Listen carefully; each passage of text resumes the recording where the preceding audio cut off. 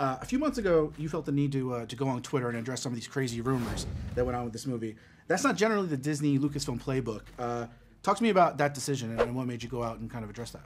Early on, there were some people who were knocking the picture before I'd even started shooting it, and I just thought, probably stupidly, because there's no way to have a kind of fair dialogue on those forums, that if I just pointed out, why don't you let me make it before you rip it apart, that it would actually engender some kind of human response. But the problem is it doesn't. Yeah. And what was mystifying for me a couple months ago was that when you're reading things about your movie that are not just wholly untrue, but are just completely made up, and the way the echo chamber of the internet works is that if one person says it and says, I heard a rumor, then you can report that I read a report.